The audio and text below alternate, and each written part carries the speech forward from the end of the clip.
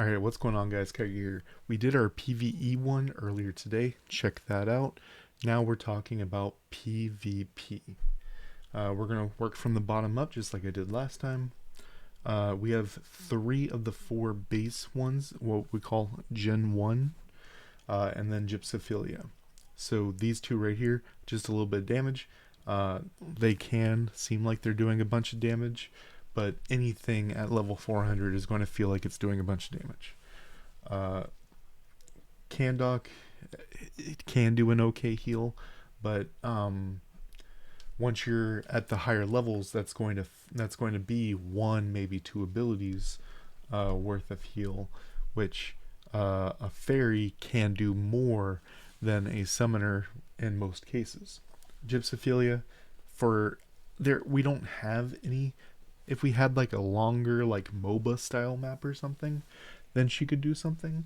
Um, we have Crystal Battlefield, but she needs to hit a target to stack.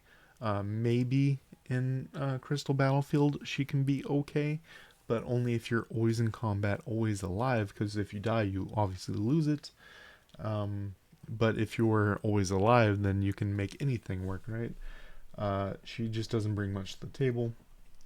Uh, Good damage right here with a defense buff, which also can turn into more damage for your character. It's just very situational, only works on a couple characters. Kind of in the same boat, does some control effects, but is kind of a slow summon effect. Daisy right here, the summons do good damage, and the taunt effect makes them take damage if they don't go after you. But in most PvP, this isn't going to really work because they are going to go after you. Twins, her whole effect is about PvE. That's not really going to do much there. White Cherry, she is powerful. She's going to do good damage. But that's really all she's going to bring to the table. She can help you with summon effects, but we only have one class with the summon effect, so it's not going to do a whole bunch. Balloon Flower, going to group people together. The Wind Echo is kind of in a weird spot right now where it does give you a bunch of powerful effects, but the Wind Fairies themselves are kind of all over the place on effectiveness, which makes them hard to use. The idea is you stack them together and then you use a bunch of AoEs. Balloon Flower is one of the most important ones on the team, but we see other ones up here that do the heavy lifting. Good damage, but he has a small range. So if someone is within range, you click the skill. He has a long windup, so if they walk away, when the windup finishes, it's going to hit nothing.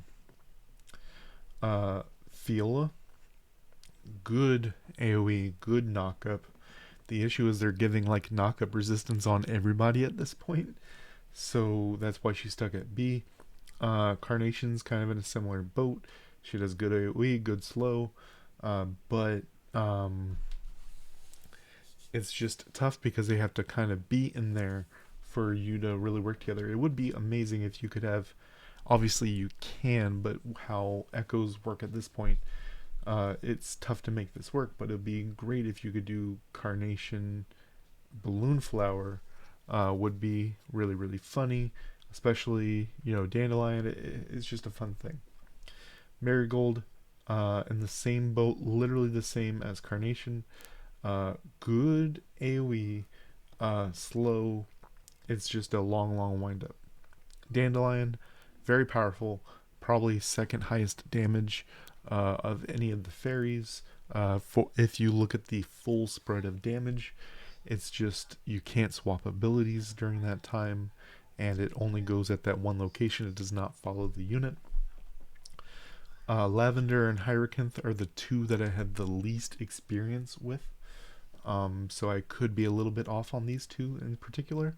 Lavender, I have seen talk and seen gameplay of him being a monster and PvP, allowing you to sleep one guy, kill the other, and then come back to them.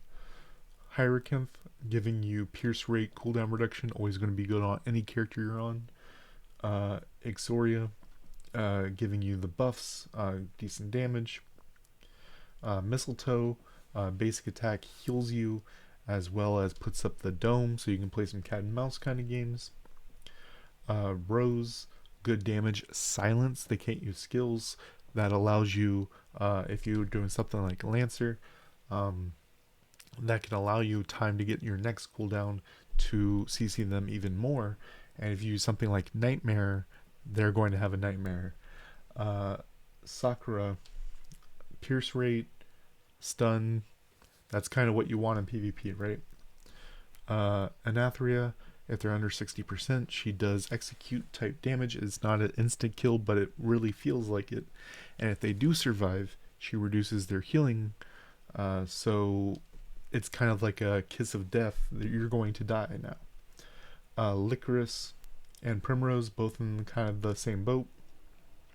Primrose is a smaller area of effect. They both do stuns. Primrose's is a lower amount of stun, but gives you reduced received damage for a period of time, while Licorice does more damage, bigger AoE, and a longer stun. Euphoria right here, she has a great passive as you swap. You get some immunity, very, very powerful, and is usable in game modes that you aren't able to use fairies, such as Top League. Foxglove is going to follow a very similar thing right here. As you have a shield, you get an additional crit, which is a passive that works even in Top League. When you're not in Top League, it does massive damage, and it's just a very powerful fairy to have. Let me know if you have any changes with PvP.